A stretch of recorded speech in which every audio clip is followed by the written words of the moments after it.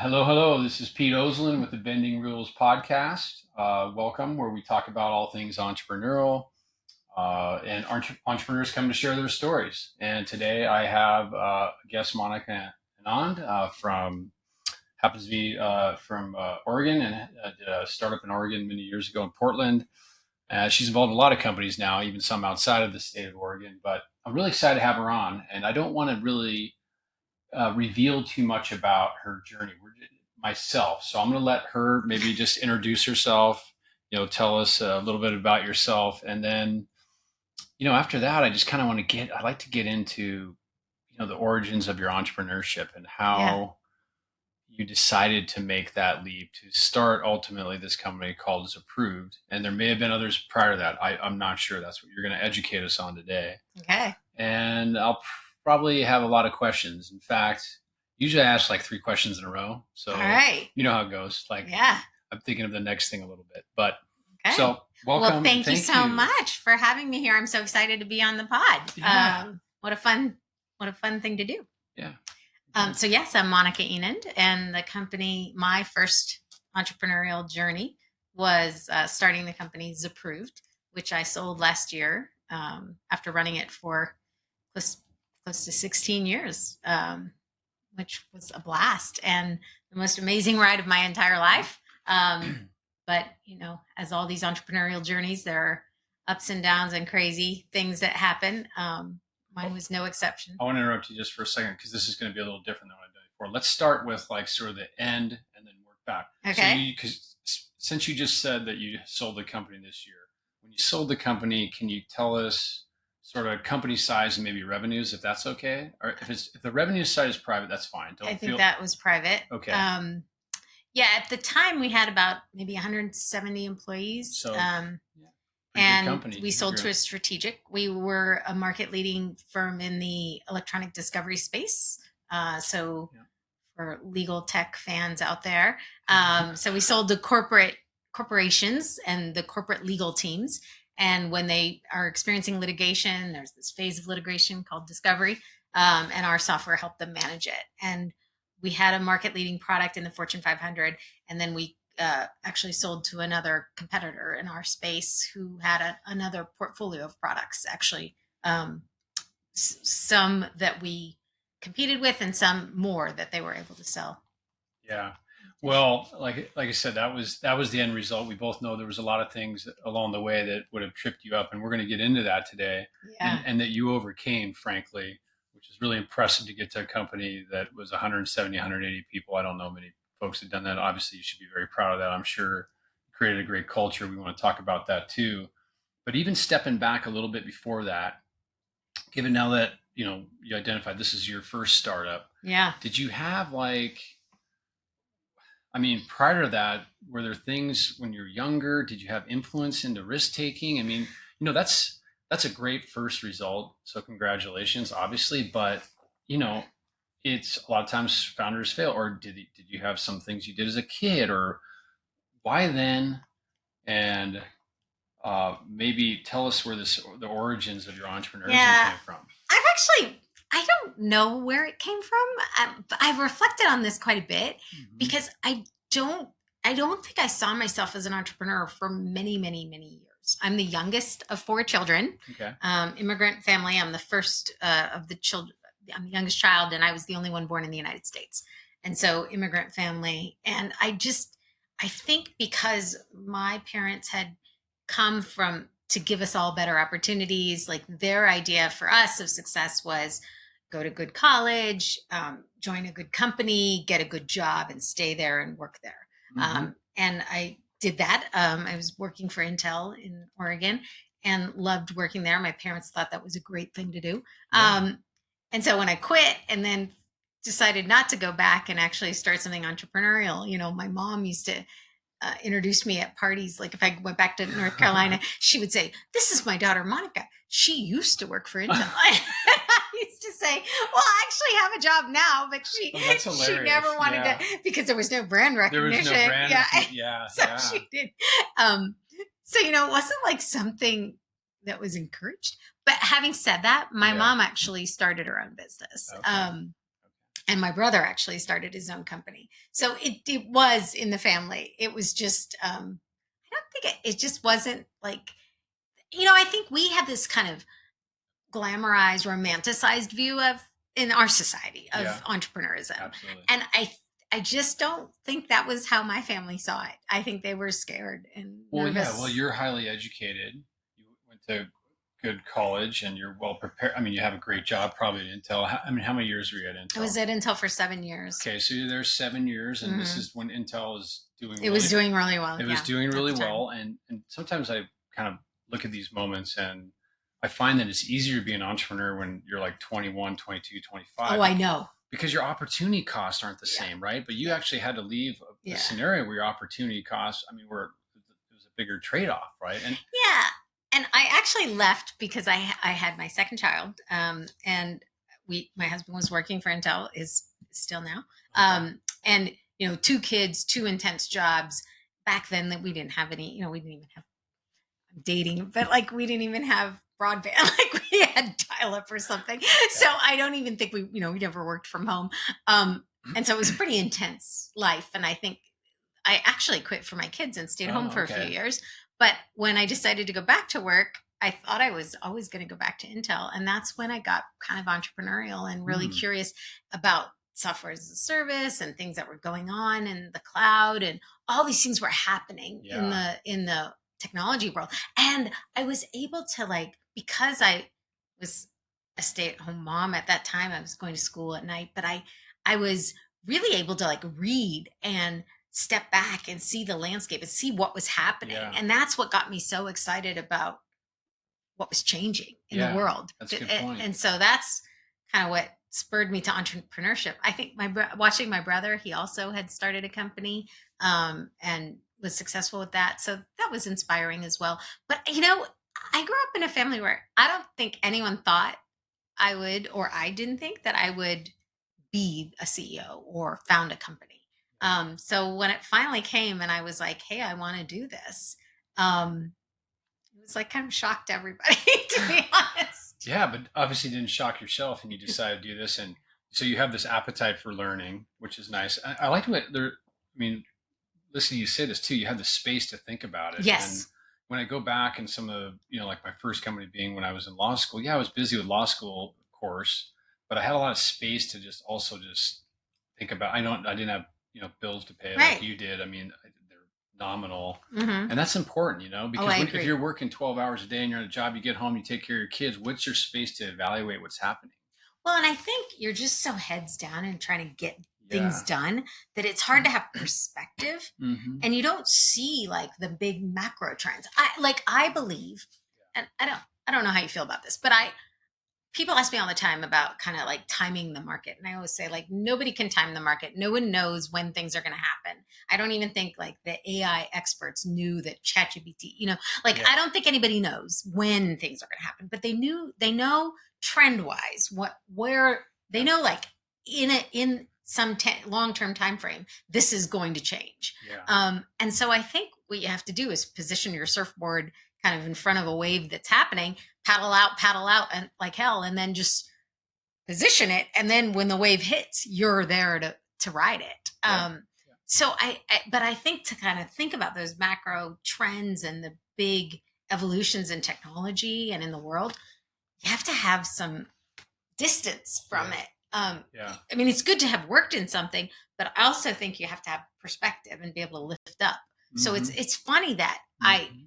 I quit to stay at home with my kids. I realized I love my kids, but I really didn't I need like to, being a stay-at-home I need to mom. be fulfilled in other ways. I was like, I can't do this. I'm going to lose my mind. So I was like, no, no, no. I love working. So it was good to learn about myself. Yeah. And that's when it was like, okay, what's happening in the world? Yeah. And the privilege of being able to like sit back and go, what's happening in the world since I, have been out for a couple of years, and what happens with technology. I'd been in software all my life. Hmm. I went to school for computer science and computer engineering, electrical engineering at Carnegie Mellon, and worked Oh, at good. Intel So and those software. are your degrees, and your background Yeah, was in it. So okay. So yeah. So I had been watching the yeah. space for over a decade, Yeah. and was really So like what were the tea excited. leaves telling you when you said, okay, now it's time to? And by the way, we said, I like the analogy with the surfboard, get on the surfboard, get ahead of the Yeah. wave. Someone else, we had another podcast guest on. I mean, said another way, said, get in the path of progress. Right. I love those like one liners because first of all, I just kind of remember them and incorporate that into your thinking. And Yeah.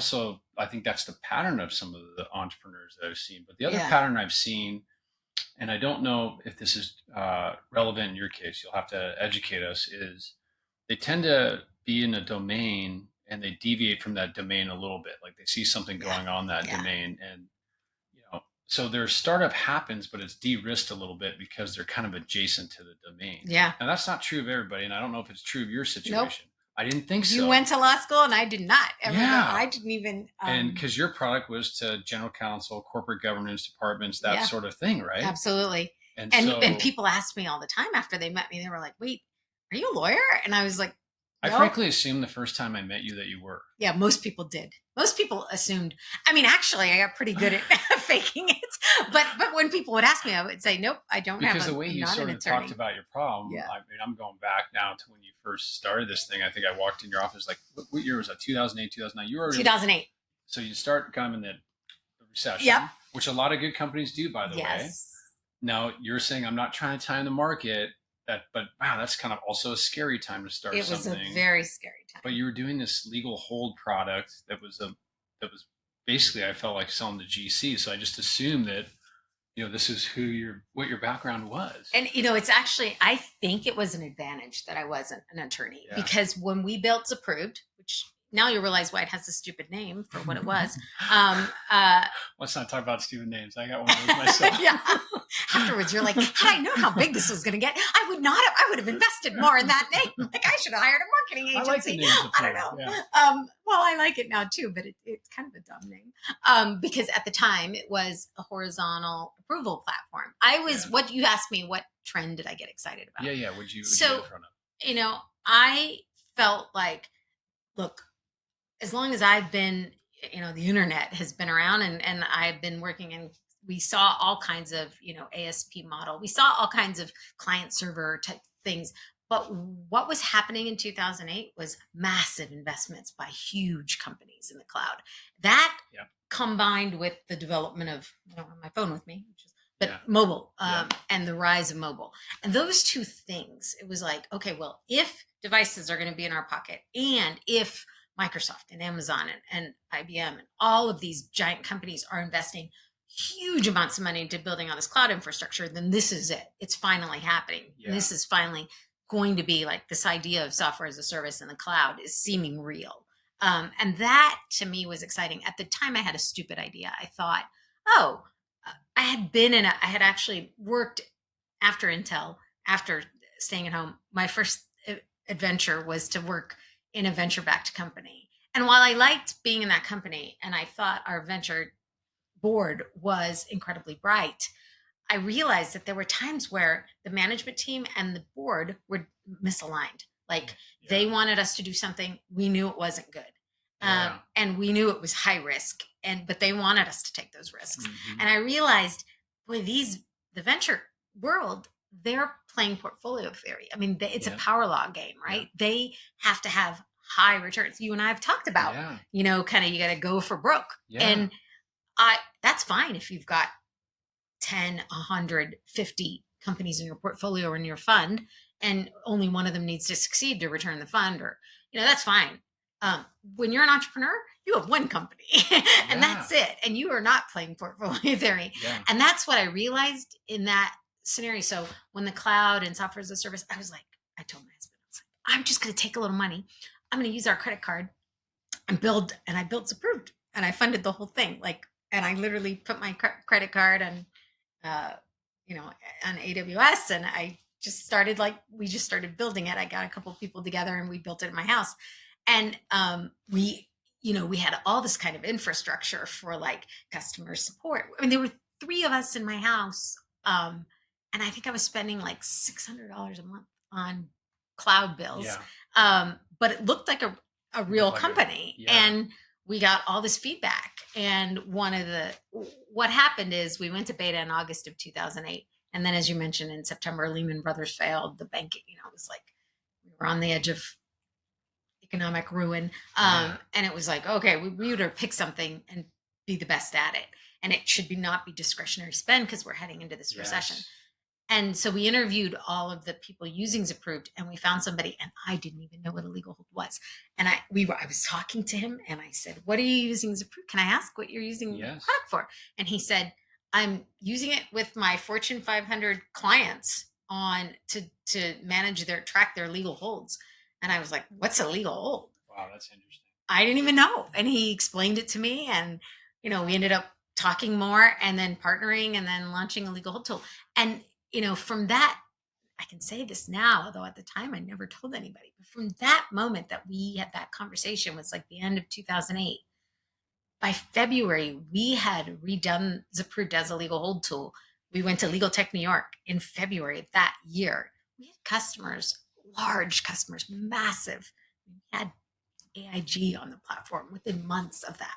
Yeah. Like, we had massive customers, and it was just it kind of blew us away. I was like, oh, there's something here. Yeah. Like, there's definitely something here if all these big companies don't have another solution. What a great pivot.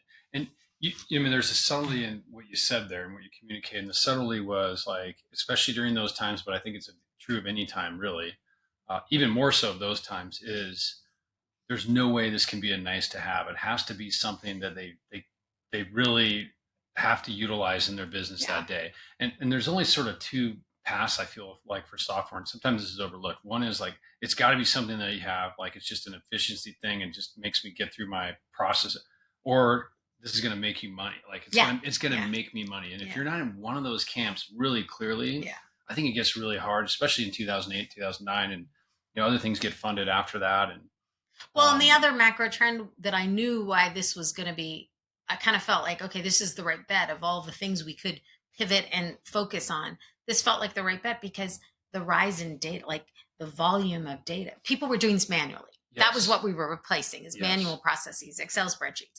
And like the rise of data, it's like, how could you continue to do this with Excel spreadsheets when email volumes and data volumes were increasing exponentially, not doubling, tripling, but exponential growth in data volumes. Right. It's not manageable on an Excel spreadsheet. And we knew it was going to be product get that was your entry point, but you became an e-discovery type of a platform. Yeah. So you started in collection. So you started building more value propositions on this, what I kind of call the share of the wallet strategy. Yeah, exactly. So I'm getting a bigger share of the wallet from the customer. So your average sales per customer went up over the years, I'm assuming. And that was again a pretty ingenious move. I mean, I think because you have a couple different strategies, right? You can say, hey, I'm going to take this. If it does solve that problem, does it solve it in a similar way in another industry or something else? But tell me how, because you grew the average customer price. Was that sort of your thinking at the time? Like, how do I extract more from each customer? Or?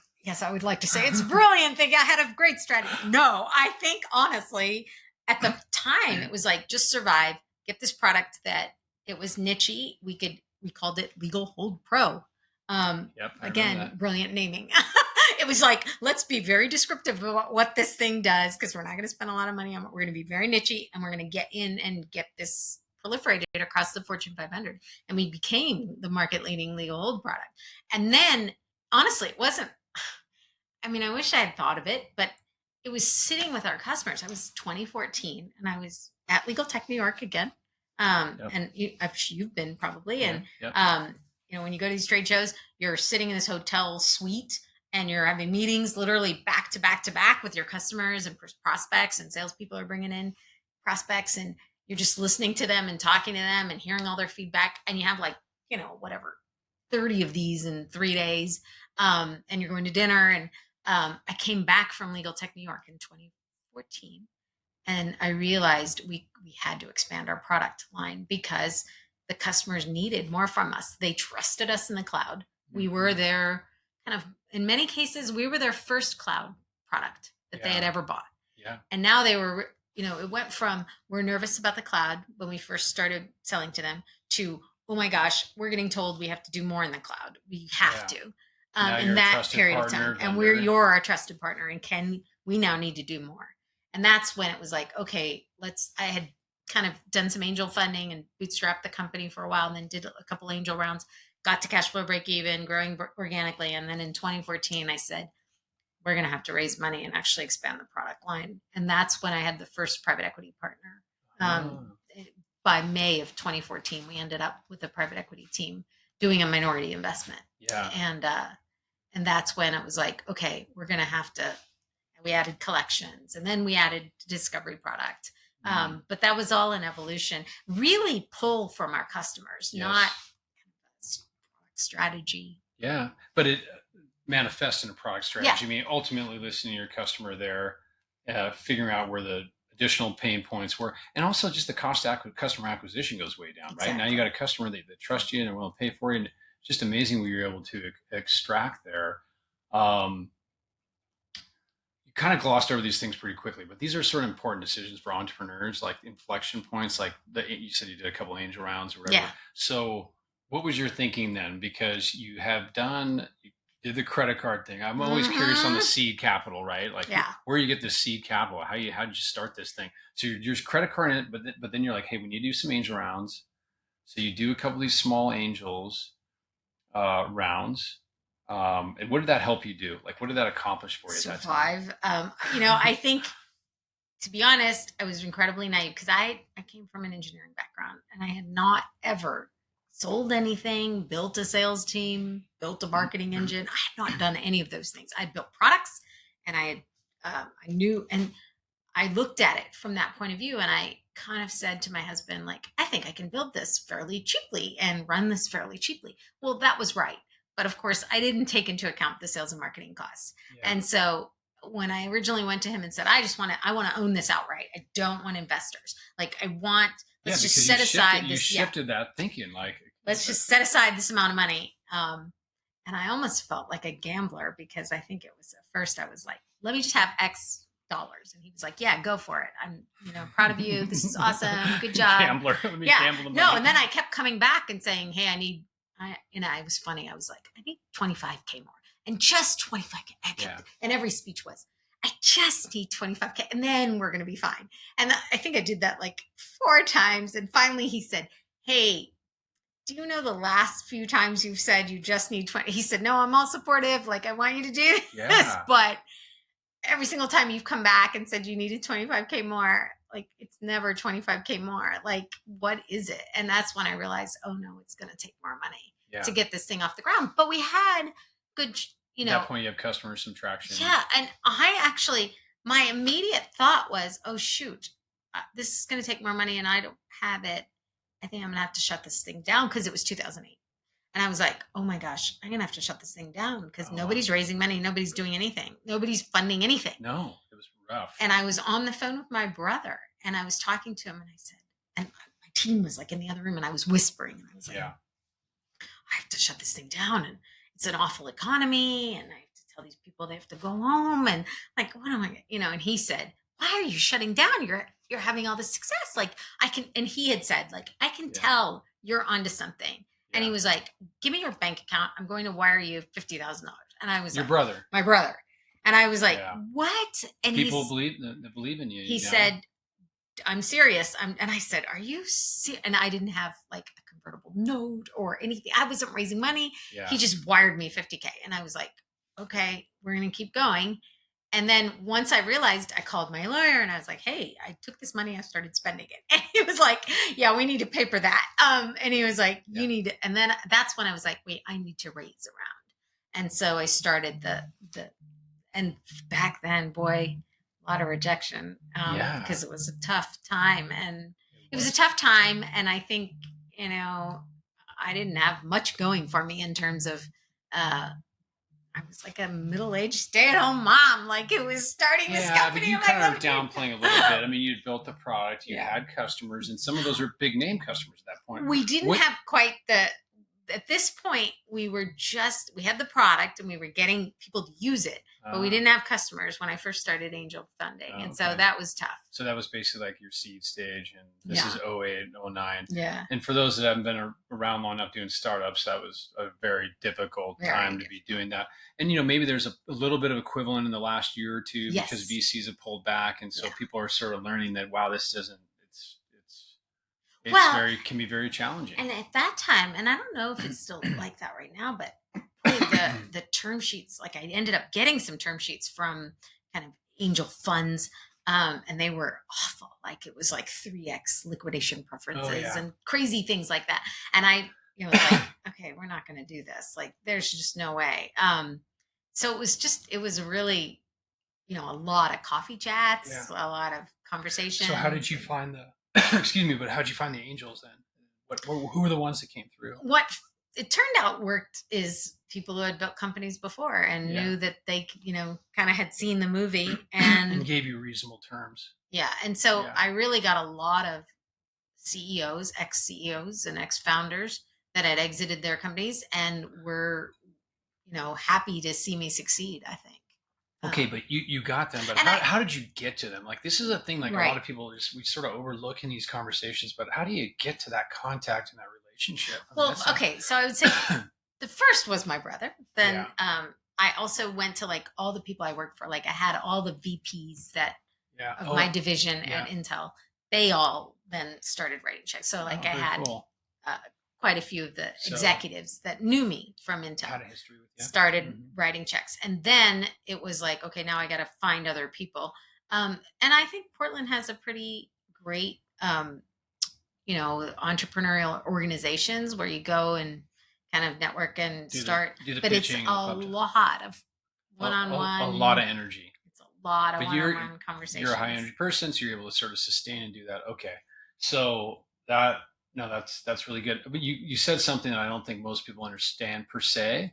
So if there's an entrepreneur listening to this and they're tech space and you said, the term sheet scenario, like the 3X. So the 3X means that they're going to get 3 times their money out before you see a dime. Right. So that, in the difficult times you see term sheets like that, but obviously everybody wants to be 1-to-1 or they get a 1X, maybe they get their money out first and kind of whatever, the last money in, first money out type of thing. But 3 times that's not fair. No, it's crazy. And so, but I feel like if a VC or an investor takes advantage of that, they think they're doing something advantageous, but then all it does is misalign the founder and the management team later on. So you can't, now they don't want to sell the company when it's probably the time to sell the company and you can get out because, that's not 3X or whatever the value. I mean, all this kind of stuff factors in. And that always bothered me about, some of those formal type of term sheets, but the pendulum did swing back. Mm-hmm. So now it's definitely now it's 2014. The pendulum looks a lot better. Oh, definitely. So and our metrics, then I went from literally pounding the pavement, coffee chat after coffee chat, probably, 50 rejections for every one person who says yes, to kind of the prettiest girl at the dance in 2014, because all of a sudden we had this incredible roster of, and it was kind of this odd thing because I didn't raise money from 2009 to 2014. We didn't raise any money. It was like focus on revenue. And that's all we did is build the company and try to get revenue. Other than the little angel money you got earlier. That was 2009 and then 2010. Then from 2010 to 2014, we didn't raise any money. We were just focused on customers and customer acquisition. And then, sitting in 2014 when I thought, okay, I need to go out and think about raising money. All of a sudden we had this roster of amazing brands, like this NASCAR slide of crazy, great companies. We had retention metrics that were best in class because I think you probably know in the legal space, the bad thing about selling to legal is that it's slow, long sales cycles. Yes. The good thing is that it's slow, long sales cycles, so they don't churn very easily. And so our retention metrics were like, people looked at it and were like, okay, those are pretty amazing retention. It was great. No, we benefited from that as well. Yeah. That's a lot of legal tech companies have definitely had that. And so we had this like recurring revenue model, not very little churn, great logos, and pull for more products. And you said share of wallet. So pull for more share of wallet. So it was like actually a great story. And like little unbeknownst to me, like I was still thinking, oh God, I gotta raise money. This is gonna be awful. That rejection. This is horrible. Yeah. And then I went out and I was like, oh, look at this. Everybody wants to take a meeting. So good. That must have felt really good. Actually. Oh my God, it did actually. There's validation in what you've done at that point, and that's got knowing also the history of how difficult it was before, and that makes that entrepreneur journey part of it makes it just exciting. Just but again, like it's one of those lift your heads up, because like we're grinding it out as a team, trying to get customers, sell more, support customers, very lean, not much funding. And then all of a sudden I look up and I kind of take a step back and say, okay, it's time to, and all of a sudden I realize, oh, we're doing really well. Like, actually, turns out we have a great business we've built here. But I didn't even know that. It was just like, oh, actually, we've got a good business, and all these people want to invest in it, and we got multiple term sheets, and I partnered with K1 at the time. K1. So K1's a private equity firm. So why private equity over venture capital? I guess. I mean, there's some conflict. I mean, they're kind of there a little bit. But, yes. But tell me, what was it about? I mean, I guess that decision. I think in the end, it was this idea that, like, look, it depends on your market. If you're in a giant exploding market, and you're gonna like Google, or you're gonna go huge, I think venture is amazing. I was part of a company called Auth0. I ended up being the board chair. We were venture backed, and it was an amazing, great thing for everyone involved, right? But given the market that I had, I didn't think it was going to be so explosive. Also, again, it comes back to, I need this to succeed. I can't risk it failing. And at now getting kind of a company, a firm in the private equity space, they're going to underwrite to like a 3x or 3 to 5x return, right? And by the way, their portfolio is going to have almost no losses, probably. Like if they have a 0, that's a very strange thing. They almost never have a 0, right? They always have some sort of return. Because they kind of buy these businesses that are somewhat less stable, less risk. Maybe they're even profitable and not growing as quickly. But you go to the rule of 40, they still probably pretty attractive, because they've got the margin and they've got the growth rate. And back then, interest rates were low, and we were all still focused on growth. We didn't care about. I didn't even start caring about profitability. I mean, I did because we were running lean, but then we focused on growth. So how did you, just kind of educate people, like, how did you get those conversations? You just call them up and say, hey, actually, we're, because you said there was a number that you were looking at, you end up making it competitive, which is where we want to be in a scenario of fundraising. How that nuance happen? It turns out that these companies call you. They cold call you. And, they were cold calling me for a while, and I was just hanging up on them. And I feel horrible now, because I'm like, oh, I just was like, no, thank you. Goodbye. Drove them crazy. Yeah. And, but then the funny thing is, like, they called at the right time. I picked up the phone and I started talking to them, and I realized, like, they had invested in another Portland company, and I knew the CEO really well, Steve Marsh at Smarsh. Had also worked with this team at K1. And I was like, I called him, so I hung up with them, called him immediately and said, Steve, I just talked to these guys. Talk to me. So we went out. He was like, let me buy you lunch. Let's talk it all through. And so he kind of sat down and said, all right, here's what I think you should do. And I do think you should consider working with those guys. So he was that's good, really helpful. It's great to have this trusted.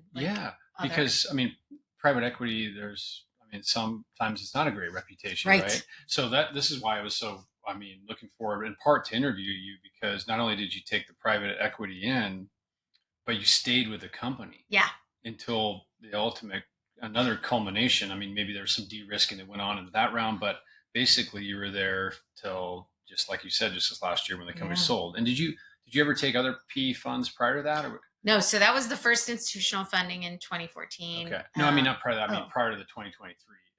Yes. So we did a majority recap. So that was a minority round. And I was still, like you said, I was nervous about private equity, and I had a little bit of experience, and I didn't want to do a majority. And I just said, okay. That 14 wasn't the right time for that. Yeah, I was still. But whatever it was later, was it 19 or 2017? 2017. So a few years later, you felt like it was the right time for that? I did. I finally, it kind of came to me also. Again, somebody I respected, if Bob Conlon, he was the CEO of Navex Global, called me up and said, hey, we want to take a meeting with Vista Equity Partners because they really want to talk to you.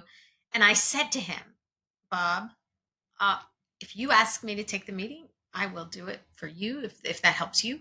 But I am not going to work with those people, and I'm not going to do, I had heard their reputation. I was nervous about them. I did not want to do a majority, and I knew they only did majority. So I was like, I don't want to waste anybody's time. I want to be respectful of everybody. Like, Yeah. I'm not going to do this. And they said, no, just take a meeting. Yeah. And of course, famous last words. Yeah. I was like, and I even, when I met the partner, she sat down at a coffee shop, and I said, I'm nice to meet you. I'm happy to talk about my, learn from you, hear what you're up to, exchange, best practices, share ideas, but I'm not going to do a deal with Vista Equity Partners. And of course, like whatever, 6-9 months later, I did a deal with Vista Equity Partners. It was that compelling. Well, yeah, I was going to say, well, what changed in there? I mean, the financial metrics obviously must have been pretty part of that equation, but what else changed in there? Because even with the majority, at that point, private equity investment, again, you stayed on for quite a cycle. This is unusual from the people that I know in the circles that I've exited in private equity firms. And there are a couple that have done what you continue to have done, but a lot of them just at that point, everything, they're not operationally in control as much. And continue to find success. So what changed in your calculation to say Vista, put the financials aside for a minute, to say, I think this is going to be the right thing for the people and the employees of the company? Yeah, it was a big decision. It's a tough read. It really is. It was a good market too. Yeah, it was a good market. So you weren't running into like probably what some people ran into 2021, where they now have to like. Yeah, no, I did not need to do it. We did not. You did not need to do it. Yeah. So that's lesson number one. Didn't need to do it. Obviously, a good kind of growth market. So you had success after the acquisition. Honestly, I started getting to know their team, and I started realizing they had tons of success in B2B SaaS. Like, they were the most successful, and they'd done other legal companies too, because I was familiar with a couple other ones they did, like MeterTech. And in fact, Rachel Arnold, who was the partner that approached me, that Bob introduced me to, she was an executive at MeterTech. So that was compelling. That was the biggest thing. It was like, oh, you were part of MeterTech, so let me talk to you about. And I just decided, I kind of went there, and I think I told my exec team, I was like, I'm just going to go there and like milk her for information, because I just want to learn from what she experienced there. And I kind of started just asking her, like, hey, we've got this problem. Did you ever experience that at MeterTech? What did you do? And I started bringing her my problems of the day, and she would give me all these great ideas. And I started realizing, all these things and this is kind of, it's a double-edged sword of being a founder. I think people who want to be founders, they want to figure stuff out by themselves, and they don't want to be told. Like, I'm not good. I realized about my personality, I'm not a good employee. Like, I don't want somebody to tell me what to do. It drives me crazy. I like figuring it out myself. And that's probably what drove me to be a founder in the beginning. But at that point, I started realizing, this is dumb, trying to invent everything by myself, solve problems. Like, why am I constantly trying to solve all these problems and in the early stages of a company, you do have to figure out everything. Yeah, because you're wearing every hat. And you also, like, you have a unique product. You have a unique market. You have a unique, all these things. So everything's kind of unique. I think once you get product market fit and you're scaling, the scaling part is fairly common, and you're not a unique snowflake. And all the problems you experience with scaling, frankly, everybody else has already solved these problems. Some form or another. And there's a whole group of people that know best practices. And I started realizing that. And then I started realizing I think I needed to prove to myself that I could do this founder thing. Because I got so knocked down in the beginning with the fundraising, getting all the rejection, and all the people telling you they didn't believe you were going to be successful. I mean, that's effectively what they're saying. Basically, not enough conviction of the idea or whatever.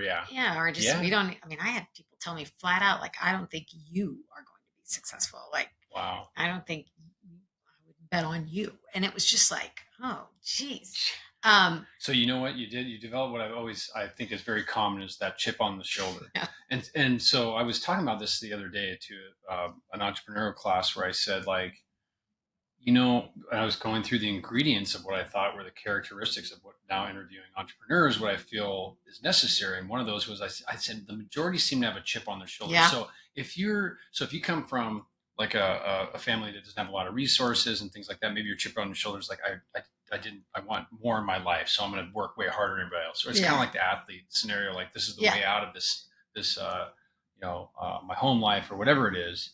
But for you, and this to some extent me too, I mean, I was telling like, my dad's an orthopedic, and I mean, I came from a middle class family, Yeah. but my chip, and there's a chip we developed, was that I wasn't the person that was getting straight A's in school, right? I mean, even though I worked really hard, I didn't get those results. I wasn't top 10% of my law school class. So I wasn't going to get the best law school. So it made me feel like, especially when you have successful family members around you, like, hey, listen, what? And so the chip started growing.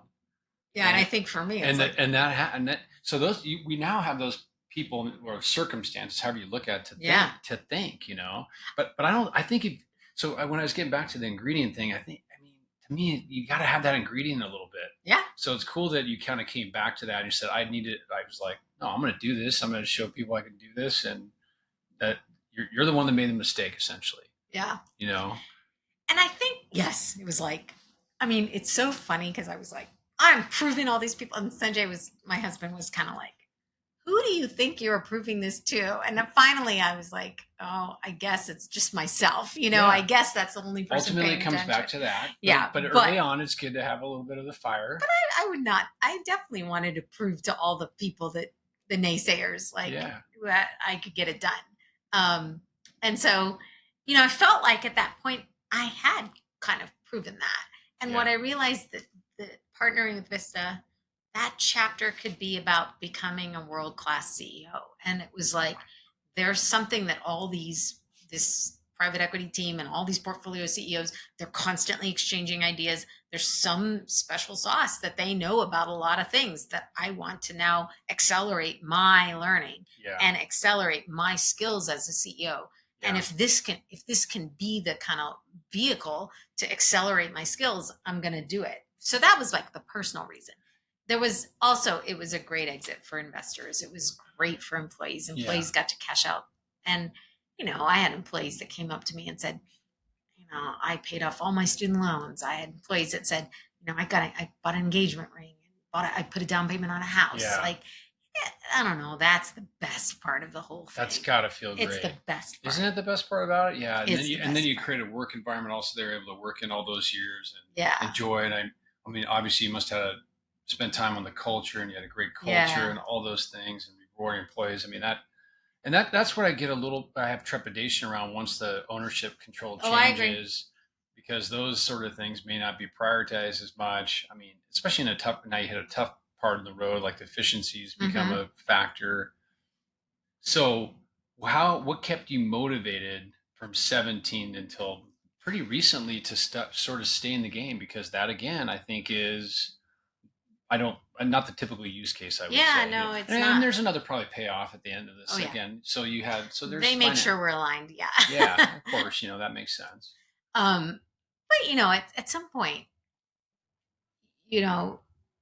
I'm fortunate that I had a couple liquidity events with K1 and then with Vista that, that wasn't the primary. It was genuinely like, first of all, I loved Zapproved and I loved my team. I loved my customers, but I loved my team. Like I had so much joy in being with my team every day. I know you probably have felt that. No, and it's like when you just are hard charging, trying to solve hard problems with people that you respect and care about, and you actually have some, there's nothing better than that. And I think actually most people feel this way. I think getting up every day and thinking about something that is larger than yourself and being a part of something that is larger than just you. Yeah. And knowing that there's so many more people depending on you. I don't know. I got addicted to that feeling. Yeah. And so that was really a big part of it. And, you said the thing about efficiencies and culture. If you ask me what I was most proud of at Zapproved, it's got to be the culture. Like we had a really great company and a great company culture, and doing that and making a really successful business, I felt like, oh, that's like the ultimate challenge. And if we can do that, and because I don't think it's either or. I actually think it's not like, oh, you can have a great culture or you can have a great business. No, They both like can go. you Yeah. get, you've got to have, it's got to be both. It's Yeah. got to be like we're building a great More business. specifically though, how did you cultivate that culture? Like, what advice would you give an entrepreneur starting a day, like with not with that many employees, maybe it's three, Yeah. and then sort of to evolve into a place where you have a great culture where people don't want to leave, but also you're able to attract talent, right? Because Yes. talent wants to come places where Yeah. there's good culture and good opportunity and all those things. And that was a learning along the way, and that becomes your differentiator because now you have the talent too. So, but how do you cultivate that culture, and what did you do specifically? I've thought long and hard about this question. I get asked it a lot because Yeah. people say, like, how did you call? I don't know exactly, but I think honestly, it became this, you said like flywheel, it became a flywheel. Like Yeah. people I wanted to work at a place where we had autonomy, like we treated people with respect. Yeah. There were some key things that I had missing in previous jobs, not at Intel, but in other experiences. Yeah. And I Yeah. knew, I was like, I want to have a trusting culture. I want to have like a benefit of the doubt. So Like you there had were the values, certain you things, developed yeah, values too, and you kind of had corporate that values, and mattered to me yeah, personally. yep, And absolutely. then I attracted people that and said, like, this is important to me. And they said, yeah, that's important to me too. And then I think you get some critical mass of people that like want to treat each other with respect, want to Yeah. assume positive intent, want to, take on hard problems, all of those things. And then you go, then all of a sudden someone comes in that doesn't want those things.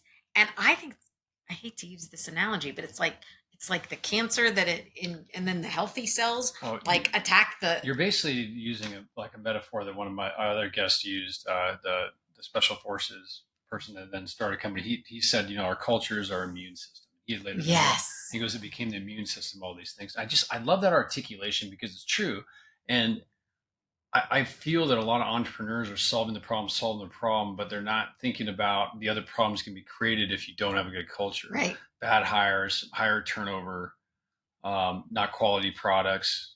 Yeah. You know what I'm saying? Yeah. And that all sort of then translates to whether you're going to be successful or not. So paying attention to the culture early is a good decision, even though it may seem kind of weird with a really small group. Yeah. But I like your articulation of how you got there. Yeah, because I think you can't be afraid of when the entity rejects the foreign object. It's Yeah. like you can't be afraid of like, okay, not everybody, this is not the place for everybody. And you have to just accept that. You can't do. you can't like not everybody's going to be happy here. Not everybody's going to be So we fit had a here. couple bad, I mean, I'd say bad hires, maybe good people, but the Right. wrong hires. Fit. And I was like, man, how did we make this mistake? Yeah. Like they had all the qualifications. Right. The interview, while I went through it, kind of arduous process, and it didn't work out. And it was like a lot of for a small company, you're wasting resources and time and energy, right? And it could potentially be a big setback. Unfortunately, in this case, it wasn't, but it was enough of a. And then It's a lot of wasted I went right energy. back to the values and the culture, and I'd be the last in line to interview at probably this stage. We're getting 30, 40, 50 people, and I'm like, I would just ask them. I go here. I'd slide across here. Here are our values. Do you agree with these? And how do you feel about it? Because I was like, so I'm glad to hear that. That was a piece of your puzzle. Definitely. Okay, so I've got the linear aspect of your story. Tell me about like what were the biggest challenges or failures along the way? I mean, the early one was a good example. Like you're like, my brother-in-law sending the credit card over. I mean, gosh, there's one of the dark hours before the sunrise, analogy. But what else was very difficult for you during this long horizon? Like, where did you feel like, okay, I'm most challenged, or like, what did you do to overcome that? I think every single transition, like the K1 transition. So, okay, we went from a single product to a portfolio of products and we had some, honestly, just again, poor planning on our part, but setbacks with the products. And, people getting jittery, kind of the team breaking down because you for have some technical debt on the product. Yeah, and, exactly. And it's not, and that there's competitors who are doing something faster, and exactly. And there were times like I think right after I closed with K1, the first quarter, we didn't book any business. Like we had a zero. It was like the only time in company history where we That's had tough. zero bookings. Especially after this deal where there's a lot of energy around this Exactly. deal, you close around, And it was funny and they're because kind of looking at you like, okay, well, did we make a mistake here? And now at that point you're still majority, so yeah, so you're not. but that panicked them pretty hard. Like Yeah. I have to say, but they were good. They hung in there with me and said, okay, what are we going to do about this? And we kind of worked. Actually, it was great to finally have a partner and say, all right, now I'm not alone. Like, here, help me figure out what am I going to do to rebuild this. And they helped me look at acquisitions and technology acquisitions. They helped me with team. And did you do some acquisitions in that We time? did a product acquisition, Okay. a small company that had built a product that was adjacent to What ours. a fun journey for you. You're learning all this along the way. And now you're learning about acquisitions and other things that, before you're in survival mode when you're building the product, and now you're kind of building a bigger platform essentially. Exactly. And they were really critical at like introducing me to the concept of like, let's go and stop just building everything. Let's go and see if we can acquire it. Yeah. And then they were really great about the importance of team and like, how do we recruit and build the right team? And how do we help you recruit the top talent? It's actually good to hear that a PE can contribute that, because maybe from the outside perspective, one might have a perception that, they're just really about the money and helping you with efficiency of the business and operations and all that, which is obviously important too. But to pay attention to those other elements of it, that's great to hear. Yeah, no, they were really, really wonderful. That they were additive in that sort of, in that sort of construct. So it's the finance events. Each of those were other inflections that were big challenges. The other thing I'm just curious about in your sort of journey here is I don't understand how you avoided burnout, not burning out. How did you balance 16 years at one place? Yeah. Because I have one other friend that went about as long as you and did almost sequentially the same thing. I'm thinking of right now, and I got to ask him the same question because at some point he's going to come on the podcast November, December. We've been talking about it. I felt like I was just burning out. I was 9-10 years in, and the refresh on that, I felt like I needed like a year and a half. How did you manage your way through this? Because this would be, if I would have known that I could do something for 16 years, frankly, I got to hear. I did not intend to do. I got to hear your secret to success over here, because that's. It was never the plan. It was just that it kept changing, and there was at least something new to learn. A lot of growth. I think that, every time I got kind of like, this is like a slog quarter after quarter, just trying to hit the numbers and like team and people, people stuff. It's like, it's just emotionally exhausting, because you care about these people, you care about customers, you start to invest in their success. They bet on you. Like, you care about your investors, you care about the community. Like, there's so many things to care about and to feel dragged down by, because because it's all not going to go perfectly. Nothing is ever all going perfectly. So there's something always dragging. But I think it was the fact that I always felt like I was growing and learning and having somebody new I could learn from. Like, whether it was new investors to learn from, like whether it was like, okay, that's now cool. We had K1, now we had Vista, and I want to use the Vista network and all the CEOs there. And I want to figure out what they learn. Or it was like, I would hire a new executive that was, you always try to hire people that are better than you, and always try to hire people that know and have experience that you don't. So they'd come onto the team and it would be like, okay, I want to learn from you, figure out what you know. So I always felt like there was this hope of something, some ability to grow and change. And I think I love learning. I love growing. Well, I was one of my next questions is going to be like your character traits that you felt made you successful. And just in our conversation we've had here, there were so many times when you took action to learn along the way. And even if you told me that wasn't one of your character traits, I would almost disagree with you. I'd be like, no, it sounds, because you did these things. And I think you also acknowledged that I liked it. At one point you said this is a double-edged sword. And I fully agree, because, you don't want to be told what to do. You're being an entrepreneur. Success begets success. You start to have success. You think you know more. But you have to be, I mean, the humility of not knowing is a good piece to exercise. Right. And so you were always learning. And so that was, I got to say, that's one of yours. Like, what else do you feel like are I think the chip on my shoulder. I think like, because you don't come off as having a chip on your shoulder. Maybe not now, but I think at the time I felt very underestimated. I felt very frustrated with even deals that I saw getting done and people I saw getting funded and ideas that I saw getting funded that I was just like so frustrated. And yeah, it was 2008 before a lot of the DEI stuff was happening. And I think I learned about like unconscious bias later. But at the time, I was gonna ask you about this. Tell me about being a woman entrepreneur in a tech world that was,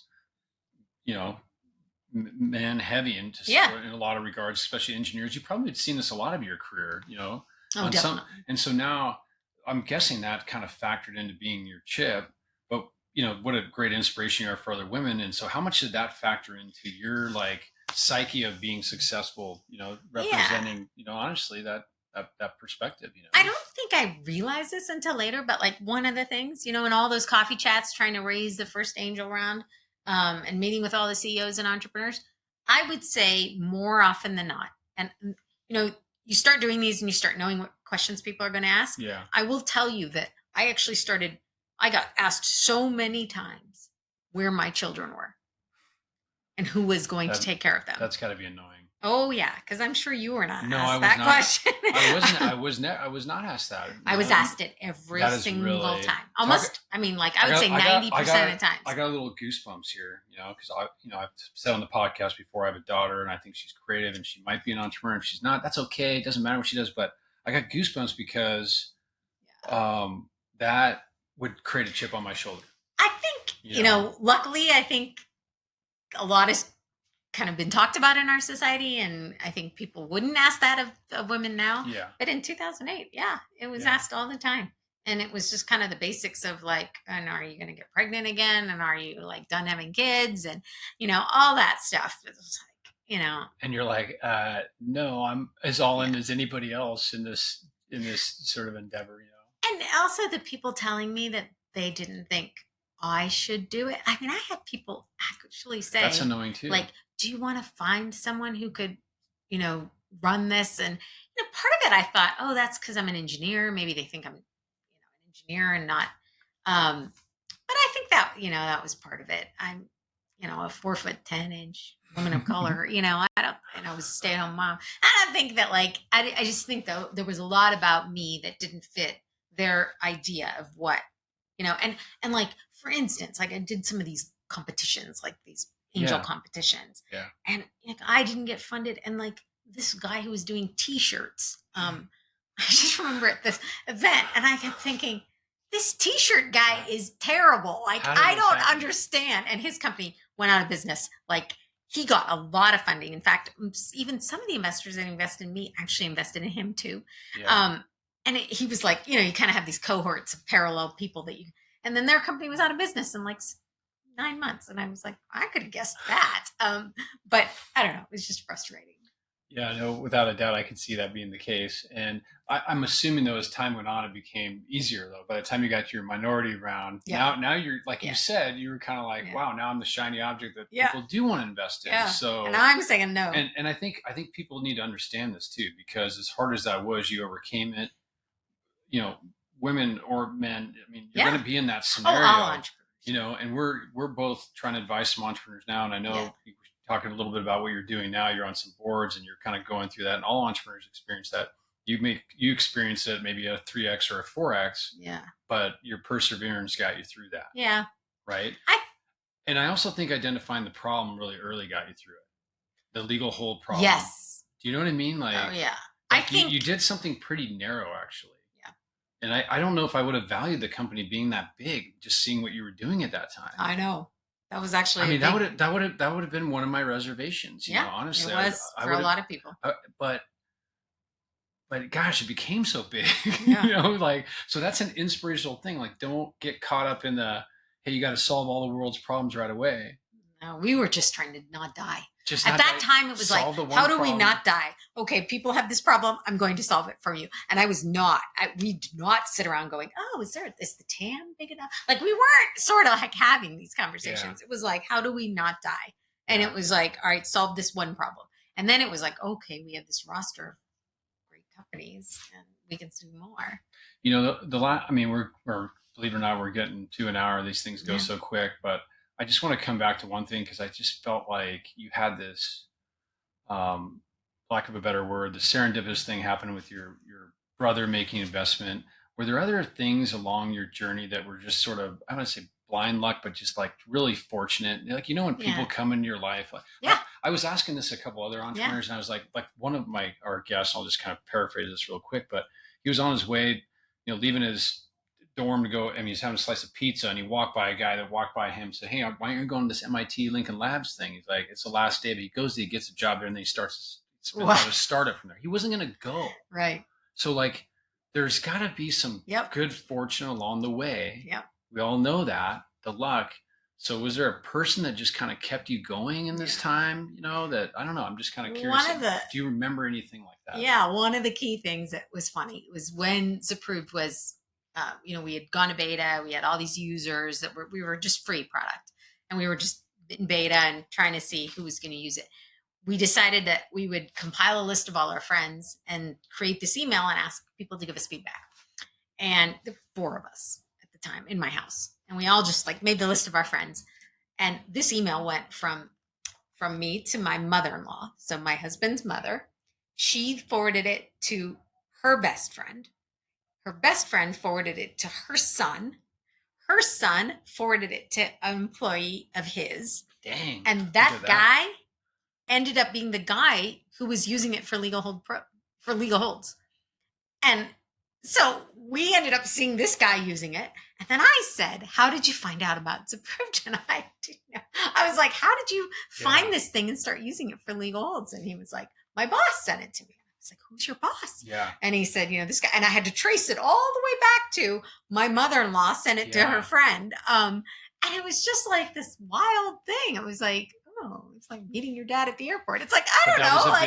That was a big inflection, and then you sort of built off that. Okay, well, that's cool, because I think that's the important thing to know when you're entrepreneuring, that, have faith in your journey, believe in your journey. But talk to everybody. Yeah. I think that's the other lesson. Yeah. We could have sat back and gone, "Oh, I'm so scared to even show people because the product's not perfect." Actually, I think we even had this conversation. Like, I remember Chris, who was my co-founder, kind of said, "I think we should send this email out." And I said, "Oh, not yet." Every day I was like, "Not yet. Let's get it better. We got to get the product better." Yeah. And finally he said, "Listen, it's never going to be perfect. I'm going to send this email out. Like, you got to get comfortable with the idea that it's not going to be perfect." And I was like, "Okay, fine." So it's like, talk to everybody. Mm-hmm. Be willing to kind of put yourself out there when things aren't perfect. Ask for feedback. Ask for people's advice.